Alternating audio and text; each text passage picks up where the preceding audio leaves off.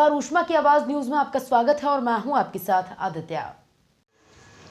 आज हल्द्वानी में भाजपा के लोकसभा के प्रत्याशी अजय भट्ट ने अपने चुनाव कार्यालय का हजारों कार्यकर्ताओं का स्वागत करते हुए किया उद्घाटन। इस मौके पर आगे बढ़ाने को कहा। जिस प्रकार से नरेंद्र मोदी की पूरी संसार में जय जयकार हो रही है और उनके मार्गदर्शन पर 2024 का लोक चुनाव भी लड़ा जा रहा है। दोबारा प्रधानमंत्री हमारे नरेंद्र मोदी होंगे। इस बार 400 से जीत पार करके भाजपा केंद्र में अपनी सरकार बनाएगी। वहीं कांग्रेस की सीट को लेकर कहा कि अभी तक नैनीताल लोकसभा सीट से कांग्रेस ने कोई भी उम्मीदवार की घोषणा नहीं की है। इससे साफ जाहिर होता है कि कांग्रेस के पास भाजपा के सामने टक्कर लेने के लिए कोई भी प्रत्याशी दिखाई नहीं पड़ रहा है।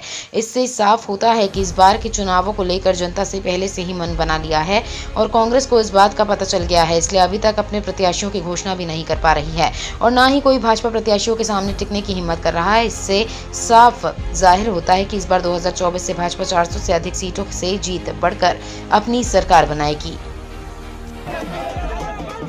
भारी बहुमत से भारत की राजसत्ता देने का मन बना लिया है, ताकि वो प्रधान सेवक की तरह जिस तरह से 10 सालों तक काम किए हैं आगे को निर्बाध रूप से इसी तरह से काम करें और जो देश को 2047 में विकसित देशों की श्रेणी में आना है और इस बार जो हमको तीसरी आर्थिक शक्ति दुनिया की बननी है उसे कोई रोक ही ना पाए।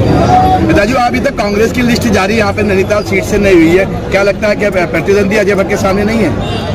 नहीं, मेरा कुछ भी कहना इसमें उचित नहीं होगा। कांग्रेस जब भी करे हमारे प्रतिद्वंदियों को जो हम तो सम्मान करते हैं, लोकतंत्र में विपक्ष का भी सम्मान करते हैं हमेशा ही, लेकिन उन लोगों ने अपनी मर्यादाएं कई बार भंग करी, बचकानी हरकतें करी हैं। देश के माननीय प्रधानमंत्री जी को विदेशों में जाकर गरियाया है, अपशब्द कहे हैं, लेकिन प्रधानमंत्री जी को हम बहुत धन्यवाद देते हैं उनके धैर्य को कि कभी भी एक भी अमर्यादित शब्द उनके मुख से आज तक नहीं निकला है।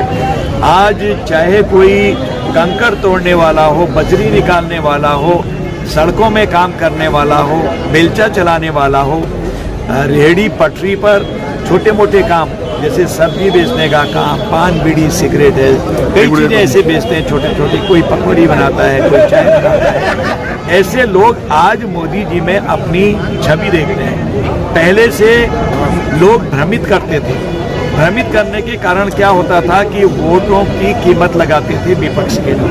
आज आम आदमी को पता हो गया कि उनका एक वोट उनकी तकदीर बदल सकता है, बच्चों का भविष्य बदल सकता है, जैसा कि इन 10 सालों में मोदी जी ने करके दिखाया है। पूरे संसार में भारत का कायाकल्प कर दिया है, इसलिए कोई दिखता नहीं है। मैं इसलिए ही मैंने कहा है कि मोदी जी के सामने कोई टिकता भी नहीं है। बढ़िया जो गठन चल रहा है बीजेपी का असर पड़ेगा उस पर, गठबंधन को लेकर जो गठबंधन करके लोगों ने? कुछ भी नहीं होता है, कितने गठबंधन आए, कितने चले गए। अब जहाँ तक रही अभी तक टिकट नहीं किया है, जल्दी कर देंगे। बीजेपी कितनी सीट है? बीजेपी कितनी सीट है?